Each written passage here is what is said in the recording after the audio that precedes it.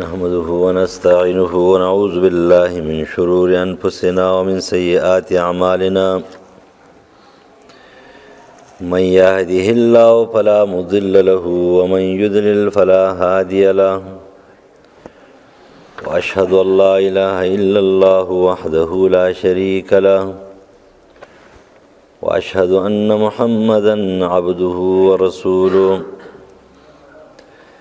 أما بعد فأعوذ بالله من الشيطان الرجيم بسم الله الرحمن الرحيم وإذ ابتلى إبراهيم ربه بكلمات فأتمهن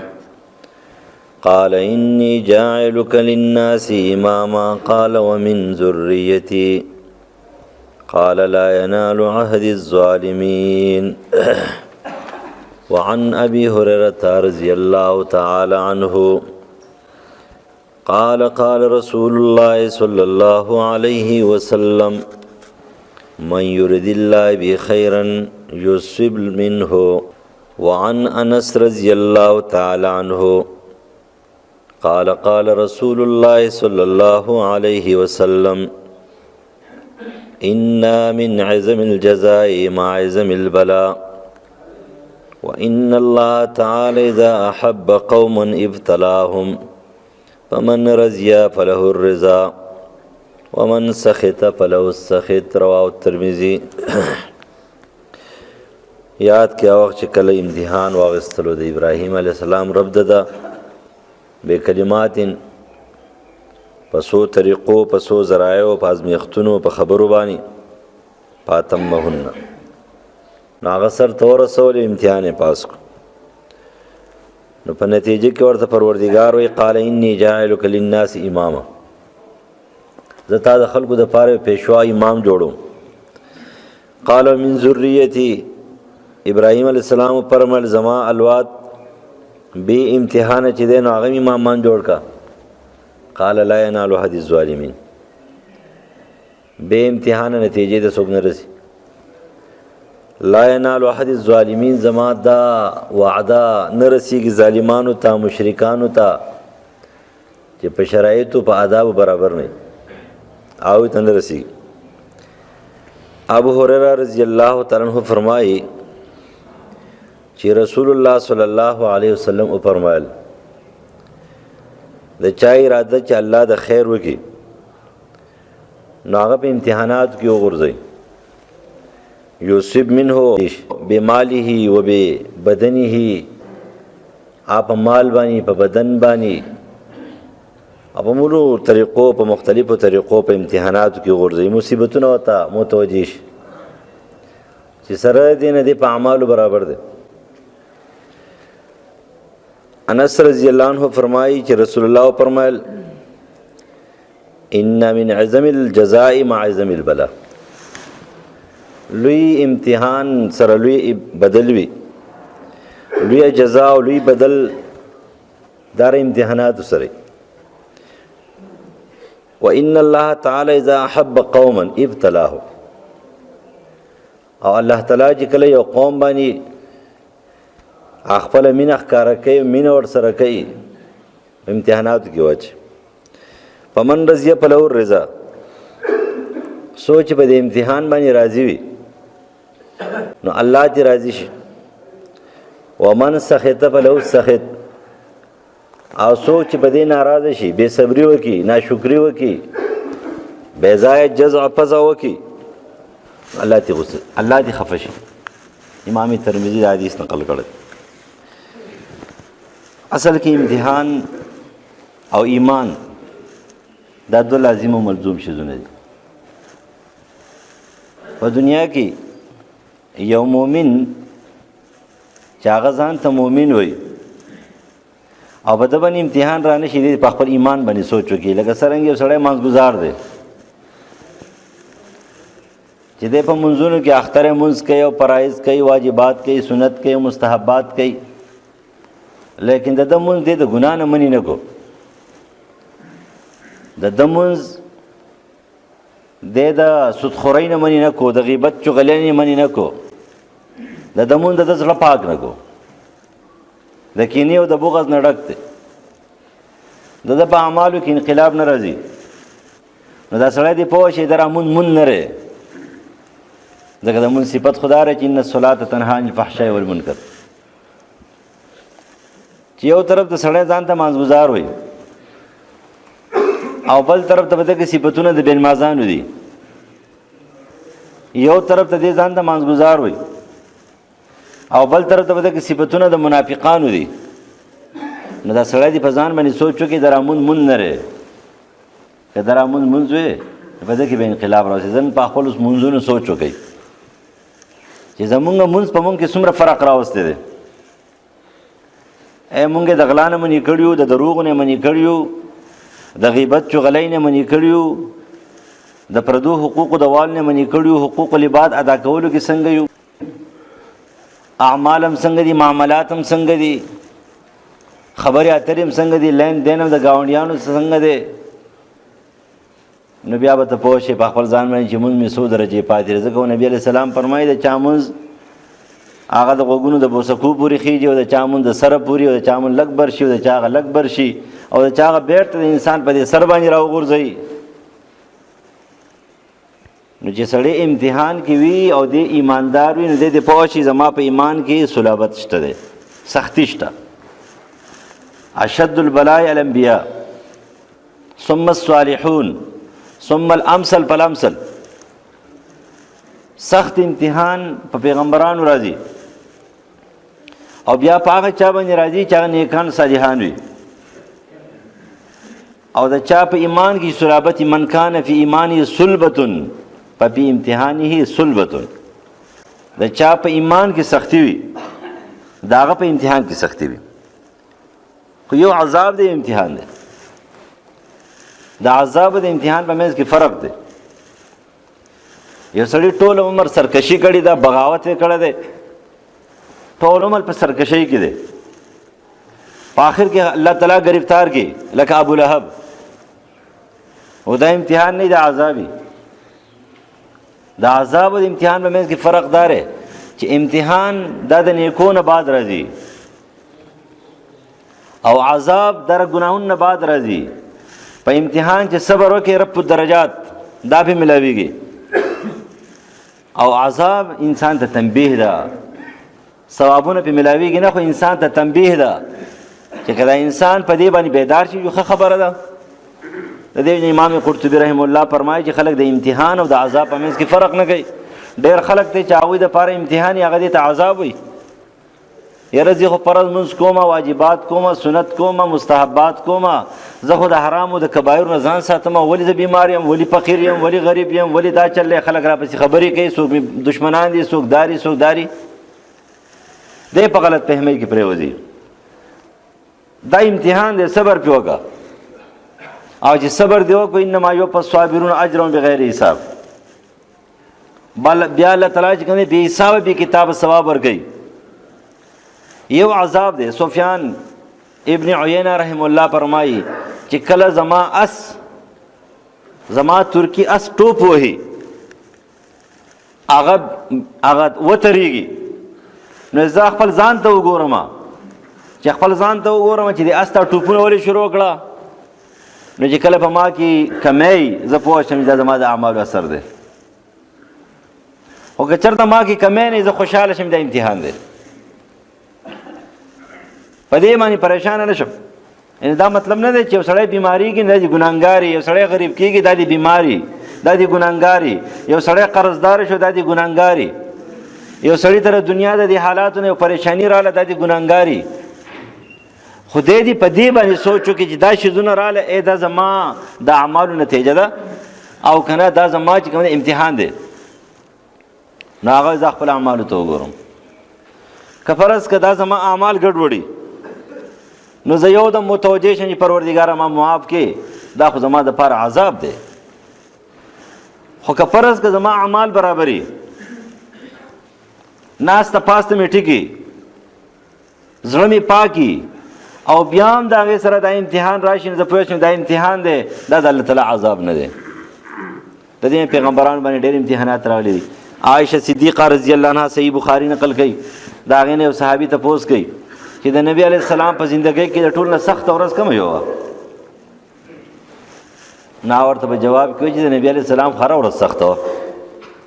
او په مکي دور کې د نبی علیه السلام 14 کاله خو چې دی نو هغه خو لکه د وسپنې نینې چې چلو 13 سال زندگی خو هغه داسې نه تیر کړي علامه اقبال چې دې شعر دا خبره کوي کنه برناقه نه کوي چې می گویم مسلمانم بلرزم کې دانم مشکلات لا اله را وای قسم دې چې زه وایم چې زه مسلمان یم نو چې زه د لا اله الا الله دی مصیبتونو ته وګورم زما دا وجود ورفیږي حیران شم چې دې څومره تکلیفونه دی لا اله الا الله باندې خلکو برداشت کړي دي عقیده توحید باندې عقیده توحید باندې په خوانم چې کوم دینو دغه شان دي تکلیفونه ورستم چې دغه شان تکلیفونه مخکې تیر شوی دي صحابه باندې تابعین باندې پاسلاف باندې دا عقیده توحید د پاره چې دین سره دا خبره چې عقیده توحید بیانول ډېر مشکل کار دی زموږ استاد محترم دی الله وبخي هغه ول جزب شیرګل کیو ما وای چې چا څه خو بل چا خو نشو ویلې ما به چې قال الله او قال رسول ول ته چې ما دي خلکو د کنځري وکړي ما چې الله او رسول دا فرمایي بس بیا خبره خطرناک و ننم داسې دي خلکو ننم چې د قران او د حدیث خبره ورته وکړي ناغه ته تیار نه دي ویون کې ورته تیار نه دي بیانون کې ورته تیار نه دي لیکون کې ورته تیار نه دي په قران او حدیث باندې کتاب لیکي لیکن چې کله دا عمل د قران او د حدیث خلاف ته ورته بیان کا هغه دې ته تیار نه دي هغه دا نه مني بیا دا غي د پاره به هلي حواله لکه ظالمه هلي حوالو ته څه ضرورت ده کله بیان کوي تقریر کوي وضاحت کوي هغه قران او حدیث بیانې چې داغه په ژوندۍ کې یو کار غلط دی د صحیح روایتو خلاف دی دی به داغه د پاره شپې دی ګوري ولي ګوري ته الله راضي کې کته بنده راضي کې کله الله د رضا د پاره کار کې هو ټیک کار کو خو کله بنده د رضا د پاره کې د خپل مرګرو د رضا د پاره کې بیا خوستا کار غلط دی بیا خو ځان دې ستړی ګونو دا ډېر ګران کار دی خپل زندگی د قران او د حدیث په ډانچه کې اچول خپل زندگی د قران او د سنت مطابق تیرول وینا اسانه ده په جواب باندې وینا اسانه ده لیکن د خپل زندگی په دغه ډانچه کې اچول ډېر ګران کار دی الانصاف من نفسک دا خپل ځان انصاف شروع کول ډېر ګران کار دی ما ته چې یو سړی اوس خبره وکړه بس ځان لږ کوم دی ور اخلم زبویم چې مړه تا ته ګورو کوي ته دی ګوره زما زندگی د قران او سنت خلاف ده حالداری پرز که حقیقت کی ما خلافی زو ته تیار نه ما بلم ته تیار نه دی بلم ته تیار نه دی بلم ته تیار نه دی ته ته یاد کړه غټ غټ شیخان دي غټ غټ مولیان دي غټ غټ داعیان دي غټ غټ خلق دي چې خلکو هغه پی کړی دي هغه نقطه ورته خو دی چې دا خبره تا کی غلطه را دا خبره ته کې دا غلطه را دا خبره ته بیانې دا غلطه را انا منی دا غي د پاره بیا جواب در جواب دا سکار دی لکه د یو صحیح حدیث او د قران مجید یو خکاره حکم خلاف ورزي وي ته خبره خکاره کې هغه به د غي مخالفت کوي دا ډېر ګران کار دی نا ورته د نبی علی السلام زندگی خو د توحید د پاره دی الله سکاله چونه او دومره سخت و چې چاو ته امین او صادق وي او هغه ول زندگی په امتحان کې چوري و مونږ ته خدای چا امین او صادق نه دی ویلې مونږ ته چا امین صادق نه دی ویلې نبی علیہ السلام ته چې اغیار امین صادق ویل دي مشرکانو ته امین صادق ویل دي لیکن هغه امین صادق والو مزاج او د نظریه او د عشق او د ضمیر خلاف چې کله خبر رااله بس بیا په امتحان کې رسول الله ورزیدو یعنی نبی علیہ السلام په امتحان کې ورزیدو رسول الله صلی الله علیه وسلم څور ته ویلي څه ورته نه ویلي د مکی مشرکان د سی یو خبر وکړه د مکی مشرکانو صرف دا یو جمله زما سره ومنه یو کلمه ومنه قولوا لا اله الا الله تفلحون دا لا اله الا الله تفلحون دقه ومنه لیکن هغه خلکو د نبی علی السلام مبارکي چې هغه نظریه جوړه شوی و د امین او د صادق خو چې دا وی د ضمیر دا وی د مزاج دا وی د شوق دا وی د عقیده دا وی د خواهش خلاف خبره وکړه نو بس یو دم چې ده هغه انسان چې هغه د نبی علی السلام په ولادت په خوشحالي کې خپل وینځ آزاد کړی و ابو لهب ټول مخ هغه کانی لالی او نبی علی السلام ته تبل لك لهذا جماعتا نعوذ بالله برباد چې تاسو د دې لپاره جمع کړیو چې د دې خبرې ده بارا نور څه نشته صرف لا اله الا الله. بوتان به کار نه کوي، بوتان څه اختیارات نشته لري. دا نه چې هغوی الله نه منو، الله یې منو، خو د الله سره چې دی اختیارات تقسیم کړو څنګه چې موږ تقسیم کړي دي. یهودو تقسیم کړي دي. یهودو چې کوم دی نو دا ټول نظام ربوبیت دا په 3 کې تقسیم کړی دی. یو نه پیران ملنګان جوړ کړي دي، د یو نه چې کوم دی نو هغه علما تش چې کوم دی نو فیصلو والا جوړ کړي چې عامې فیصلې پې کوي، کتاب به لیکي او بیانوي به. او د یو نه حکیمان جوړ کړي تش سیاست پکې، لکه څنګه چې پاکستان کې دا تقسیم دی. څه صوفیان دي چا به تش تصوف کوي چې د هغې په زمره کې دا مولیان هم ورچول دي. څه عوام دي چې دوی به تش چې کوم دی خپل معاملات کې د دین او د اسلام نه د هېڅ هم ځان نه خبروي. او څه سیاستدانان دي به تش تا حکومت کې حکمراني به کوي، نو چې کوم سړی چې امامتي صغرا نشي کولی امامتي کبرا به څنګه کوي؟ د جومات امامتي نشي کولی نه به ستا وزیر اعظم څنګه جوړ شي؟ د جومات امامتي نشي کولی به صدر څنګه جوړ شي؟ د جنازې مونځ نشي کولی نه به صدر څنګه جوړ شي؟ خطبه نکاح نشي ولستی نه به صدر څنګه جوړ شي؟ پخوانه خو چې امامتي صغرا یې کولی شو، ابوبکر صدیق رضی الله عنه امامتي کبرا یې کولی شو، عمر فاروق رضی امامتي صغرا کولی، امامتي کبرا یې کولی. زمونږ د امامتي صغرا کولی شي مخکې کې که نه به جومات کې د رکوع په ځای به سجدې له ځي او سجدې په ځای چې کوم دی قیام له به ځي. چل ول هم نه ورځي، د جنازې چل هم وله نه ورځي، د اختر پته ورته هم نشته دی، څو تکبیرات دی پکې. نه امامتي صغرا نشي کولی، دا تقسیم شوی دی. نو دا تقسیم په هغه زمانه کې د الله اختیارات د مکې مشرکانو دا صحیح بتانو له ورکړي وه. دا د باران بت دی، دا د بیمارۍ بت دی، دا د مالدارۍ بت دی، دا د غریبۍ بت دی، دا د تعلق د جوړولو بت دی، دا د تعلق د ورانولو بت دی. دا خبرې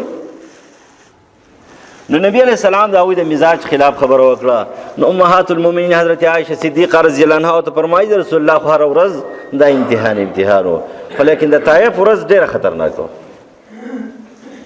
چې کله نبی علیہ السلام باندې عام الحزن راغی، د غم کال پې راغی. یو طرف ته خدیجة الکبرى رضی الله تعالی عنها چې د نبی علیہ السلام یو بهترین مشیره، یو بهترین حوصله ورکوونکې بیبي وه، خرچه یې پې کوله. 6 لکه روپۍ چې کوم دی خپلې پې خرچ کړي دي په هغه زمان 6 لکه روپۍ په هغه کې ډېر غټ شوی. څومره حوصلې والا بیبي وه. نبی علیہ السلام چې راغی، یو بوډۍ یو ښځې پې راپاسه ګندګي ورچولې ده. نبی علیہ السلام کور ته راغی، خفه ناست دی، ورته وایي دې ښځې ته ما څه ویل دي؟ ما خو دې ته دعوت هم نه دی ورکړی د توحید، ما خو دې ته د ایمان دعوت هم نه دی ورکړی د اسلام، دې ما باندې خځلې ولې راچوي؟ نو هغه ورته دا نه وایي ته ودرېږه، ته کښېنه، زه ورځمه چې د هغې نه سر راوباسم او هغه راکږم په دې کوڅو کې. هېڅ هم ورته نه وایي. نبی علیہ السلام چې دی نو هغه ناست دی، جامې وله وینځلې، ورته وایي تا سره به خلک داسې کوي، ته پیغمبر یې، تا باندې به دا امتحانات راځي، ته به صبر کې. حوصله وله ورکړه، بس جامې وله وینځلې، وایي ځه رخصت. یو طرف ته چې هغه حوصله لاړه، هغه بیبي لاړه، بل طرف ته ابو طالب صاحب سره د شرک نه د نبی علیہ السلام سره یو سهاره وه، مضبوط سره ولاړو، د مکې مشرکانو ته نه پرېښودو، د هغې ذلت او رسوایۍ ته نه پرېښودلو، د هغې وهلو ټکولو ته نه پرېښودلو. نو یو طرف ته ابو طالب صاحب لاړو، وفات شو. دا یاد خبره ساتئ چې ابو طالب صاحب مشرک د دنیا نه تللی،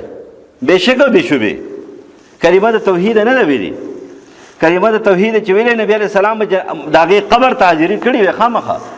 کلمه د توحید ونه ویله، د دنیا نه تللی دی. خو زما او ستا سره د سپکوالي څه کار نشته، ما او تا به د هغه نوم سپک نه اخلو. علیه السلام هم نه دی، رضی الله عنه هم نه دی، رحمت الله علیه هم نه دی، خو ابو طالب صاحب دی. پوه شئ که نه؟ نبی علیہ السلام پې خفه کېدو. نبی علیہ السلام علی رضی الله عنه ته قار شوی دی په دې باندې چې کله هغه دا وویله چې هغه مردار تره دی، هغه مشرک تره دی چې کوم دی نو مړ شو، هغه ورته نن دې دا خبره وکړه، بیا زما مخکې دا خبره ونه کړي. مشرک و، بس تللی دی تللی دی. ما خپل کوشش کړی، زه بې خفه یم. هغه چې زما سره څومره امداد او تعاون کړی دومره هېڅ چا نه دی کړی. 3 کاله چې کوم ټولو مشرکانو ټولو عرب سره چې کوم بایکاټ و، او په شهاب ابي طالب کې هغه ول د دې وراره په سر باندې د ټول عربو سره زما بایکاټ دی. سره د دین مسلمان نه و. خدا مې یاد ساتئ څوک چې د حق پرست حمایت کې اگر که مشرک وي خو په جهنم کې به سزا اسانه وي. وګورئ کنه د ابو طالب سے په باره کې امام بخاری دا حدیث نقل کړی دی. عباس رضی الله عنه فرمایي او یا رسول الله زما د ورور خو تاسو سره ډېر زیاته منډه واله ډېر تکلیف برداشت کړی دی. د تر دې تکلیف په بدل کې څه میلاو شو نه ورته چې نو خو د څه میلاو نه شو ځکه چې سړی مشرک ان الله لا یغفر ان یشرک به و یغفر ما دون ذلک لمن یشاء. الله مشرک نه معاف کوي. نو الله خو معاف کړی نه دی او جهنم نه معاف کېږي نه. خو دا یو خبره ده چې زما په دعا زما په سپارش چې کومه سپارش د ده لپاره شوې دا د هر مشرک دپاره سپارش نه قبلېږي. که د هر مشرک دپاره سپارش قبلېدی نو ابراهیم علیه السلام چې کله د قیامت په ورځ باندې پروردګار ورته وایي چې څه غواړې دی به ورته وایي چې نفسي خپل ځان غواړم. هغه ابراهیم علیه السلام صحیح مسلم نقل کوي چې اول من یکسا ابراهیم اول به ابراهیم علیه السلام ته جامع اغوستولی کېږي. هغه ابراهیم علیه السلام چې کله جامع واغوندي هغه ته دا پته ولګي چې زه بچ شوم زه معاف شوم زه جنتي شوم. نو بیا ورته پروردګار وایي چې وایي نور څه غواړې؟ پروردګار زما پلار ستا پلار هغه ازر آتش پرست هغه بت پرست ستاره پرست د هر شي بندگی کوله.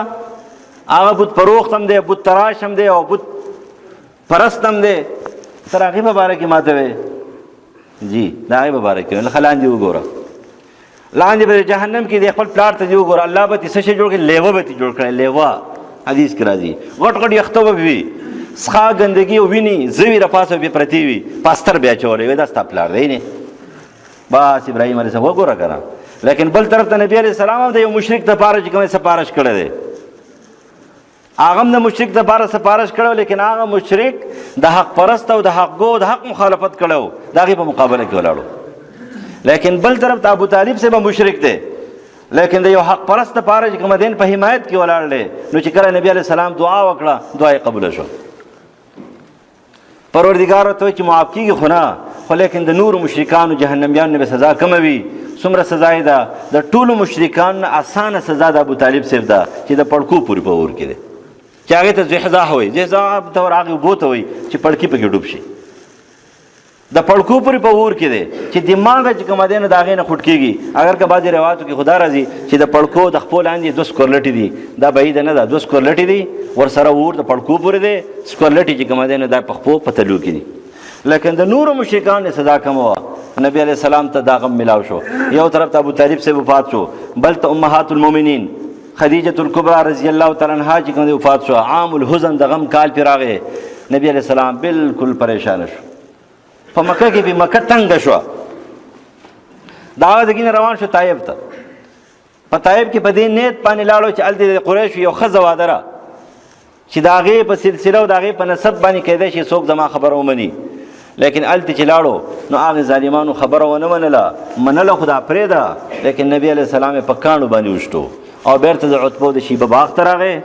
دا هم یاد ساتئ ګورئ دا ایمان او اسلام دا نیکي دا د الله په توفیق باندې میلاویږي. د الله په توفیق کوم یو سړي ته چې الله توفیق ورنکړي هغه ته نیکي نه میلاویږي. اوس وګورئ د نبي علیه السلام ترونه دي. نبی علیه السلام ته امین او صادق وایي عتبه او شیبه. نبی علیه السلام راغی د هغوی په باغ کې د انګورو کېناستلو لیکن د هغوی غلام دی د هغې نینیوا ښار دی د عراق سره نږدې د هغې ښار چې کومه دی نو سړی دی غلام دی د یونس علیه السلام د قوم د خاندان سره تعلق لري. خو اوس ګورئ که نه علم هم ښه شی دی چا سره چې پوهه نه وي که نه جاهل نه ځان ساته. تفسیر رولماني وایي علم ښه شی دی هر څنګه چې کله چې ساحرانو سجده ولګوله فرعون غرق شو که نه فرعون جاهل وایي وایي د جاهل سړي سزا دقه وایي هغه نور څه نه څه پوهه ورسره وه نو هغه ویله چې دا معجزه او دا سحر دی بس اسلام یې قبول کړو. علم ډېر اوچت شی دی. چا سره علم نه وي که نه به همیشه په غلطه باندې رواني. دی به عامل وي غلط پوي دی به عامل وي عمل به غلطي عقیده به غلطي. د هغه سره څه نه څه علم ورسره و توفیق هم الله ورکو چې کله دی راغی نبی علیه السلام کېناستلو یینې پې بهیږي. اگر که فرشتې رالی د پروردګار طرف نه حکم هم راغی ته څه غواړې هغه وګوره. جبریل امین ورته وایي چې دا هر څه به اوس زه ریز مریز کومه. رسول الله چې پرېږدی نو بیا عتبه و شیبه هغې غلام ته وایي چې د انګورو لویسه زما خاله ډېر تکلیف ته میلاو شو. خو چې کله وله انګور راوړه نبي علیه السلام ته کېښودله او رسول الله دانه اوچته کړه بسم الله الرحمن الرحیم، نو غلام ورته کته پورته ګوري چې په ارض العرب بسم الله د الله تعالی نوم بسم الله الرحمن الرحیم د شرک پدې زمکه باندې ضرورت کېناستو. تا بسم الله الرحمن الرحیم څنګه ویلا؟ او زه پیغمبر یم کنه، تا اخري پیغمبر یې چې آو. یونس علیه السلام باره کې څه خیال دی؟ او یونس علیه السلام زما ورورو پیغمبرو، بس هغه تیر شوی دی، وفات شوی دی، او زه اخري پیغمبر یم، خاتم النبیین محمد احمد صلی الله علیه وسلم. بس یو د مې لاس کول کړه، وایي کلمه راته وایه. اسلام قبول کو هلته پرې هغې خاندي، وایي په عداس غلام باندې چې دی نه څه وکړو، جادو سحر وکړو، کار وشو. هغه چې راغی ورته ویلی چې وا سردارانو د مکې اسلام قبول کې اخري پیغمبر دی. ما د هغه نه کومه تپوس وکړو، دا بل چاته نه دی معلوم. د دې جواب ما دې چې څه واورېدله دا بل چاته په دې ځمکه کې نه دی معلوم. بسم الله الرحمن الرحیم تاسو ته نه دی معلوم. تاسو بسمک اللهم وایئ، لکه تاسو مې د خط په ثبت کې بسم الله بسمک اللهم لیکئ. الآداب د هندوانو کارم شروع کړی دی. الآداب څه ته وایي؟ بسمک اللهم څه ته وایي؟ بسم الله الرحمن الرحیم لیکئ. دا خو د مکې مشرکانو بسمک اللهم لیکو، او په دې باندې جګړه کوله په صلح حدیبیه کې چې بسم الله الرحمن الرحیم دا رحمان الرحیم دې کټ کا. نو موږ هم په هغې طریقه باندې صحیح روان یو. عایشه صدیقه رضی الله عنها فرمایي چې دا تکلیف خطرناک تکلیف و، نبی علیه السلام ته ملاو شوی. نور خو د مسلمانانو ټوله زندگی چې کم صحابه دي، تابعین دي، سلف دي، خلف دي، تر هغوی زندگی وایي نه کنه ته به حیران شي. بس یو دو خبرې امام قرطبي نقل کوي، عمار رضی الله عنه فرمایي د ایمان سره د امتحان نمونه پیش کوي. هغه به ویلی د بلال په شان د امتحان چاته نه دی ملاو شوی. او یو ځل حضرت بلال ما ته وایي زما خیال دی چې پر دنیا کې د ټولو نه سپک نعوذ بالله زه یم. ما چې څنګه نو ماشومان چې کومه دی نو هغه د کنځلي کوي، په کاڼو مې ولي، په غوښانو مې ولي، په ګندګو مې ولي. ماشومان، نارینه، زنانه، واړه لوی، سرداران او ماتحت راکاږي مې پر ځمکه باندې. معلومیږي دا چې زه ډېر خلقو د سپک یم. ما ورته چې ته ډېر اوچت یې، الله ته ډېر اوچت یې. دا امتحان یو څومره وبې و 3 ورځې او 4 ورځې بېهوشه پروت و. په بطحا کې به چې کوم دی پروت و، په غرونو کې به پروت و، را به یې ښکودلو. لیکن الله وله قدر ورکو. د امتحان نه پس امامت وي، الله وله امامت ورکو. نه امام بدرالدین یعنی عمدة القاری کې نقل کوي چې فتح مکه کله فتح شوه، مکه فتح شوه او نبی علیه السلام دې مکې ته راغی او بوتان متان ټول مات شو. نو د هغې نه بعد د رکن یمانی دی کونې ته بلال رضی الله عنه وخېجو. نه چا مخکې به بانګ ویلی دی، نو پې څوک بانګ وایي وروستو. او په دغې وتل ودرېږه په دې کونه باندې.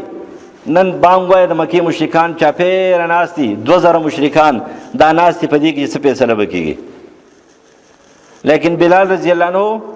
خو چې کله په بانګ باندې چغه کړه دوی ته پته ولګېدله چې وګورئ د صبر قیمت ته وګورئ څومره زیات دی. دا د صبر قیمت و، هغه د صبر قیمت و. علامه ابن سعد طبقات الکبرا کې نقل کوي چې عمر فاروق رضی الله عنه په مجلس کې به یو بستر او یو تکیه پرته وه. یو ځل حضرت خباب رضی الله عنه راغی، یو حضرت خبیب دی، خبیب مخکې شهید شوی دی، یو حضرت خباب رضی الله عنه دی، هغه په خپل مرګ باندې په خپل مرګ وفات شوی. خباب رضی الله عنه انګرو د مکې مشرکانو به هغه خصوصي عاص جد وایل هغه ظالم سکولټې به چې د ګرمې کړې نو هغوی به راله ویل ویې نیسئ. سکولټو به سملولو، په زرګاو خلک به رپاسو پې ودرېدل. د هغه نه به وینې زوي چې کله لاړې نو د هغې نه بعد به چې دی نو بیا به څه بیا به هغه ته لږ څه راحت میلاو شو. نو هغه راغی کېناستلو، ورته ویله تا ته پته ده وایي دې تکیه ته کېنه. عمر فاروق لاندې په خاورو کې ناست دی، هغه دومره لوی خلیفه و امیر المؤمنین، او دې په تکیه باندې په بستره کېناستو، تکیه ته ډډه وواله. نو عمر فاروق رضی الله عنه ته فرمایي تا ته پته ده چې وما احد حق لهذا المجلس الا رجل واحد، ستانه علاوه د دې مجلس صرف یو سړی حقدار دی، صرف 2 کسان به دې ته کښېني، یو به ته کښېنې، یو سړی بل دی، دې ته کیا ته بل څوک په ډډه نه لګي. نو ورته وایي جناب دا څوک دی؟ نو ورته دا بلال رضی الله عنه دی. بلال تم د دې حقداري ځکه تا ډېر امتحانات برداشت کړي دي او هغه هم د دې حقدار چې هغه ډېر امتحانات برداشت کړي دي. نو دا یاد ساتئ د مؤمن زندگی د ایمان سره امتحان شرط دی. وره خدا په دې باندې به سوچ کوو چې نن ماته یو تکلیف ملاو شو، بیماری رااله، غریبي رااله، بل څه پریشانی رااله، بل څه مشکل راغی، نو اول خپل زندګۍ ته ځو چې دا مشکلات دا زما د ګناه په وجه خو نه دي راغلي. که فرض که دا ګناه په وجه راغلي نو دا به عذابي، توبه ایستل به پکاري، توجه به پکاري، ګناه پرې ښودل پکاري. که فرض که دا ته سوچ دې وکړو چې کبایر تا نه دي کړي، صغایر خو کېږي، تا نه ګناهونه نه دي شوي غټ، حقوق العباد حقوق الله دي پامال کړی نه دي، بیا هم بیمار شوې، بیا هم تکلیف راغی، بیا هم قرضدار شوې، بیا هم غریب شوې، بیا هم پریشانه شوې، بیا هم مسایل نه جوړي، نو ته پوه شئ دا سره د امتحان دی، په دې صبر وکړه، ثابت قدم شه. نو انما یوفی الصابرون اجرهم بغیر حساب وما للبلاغ.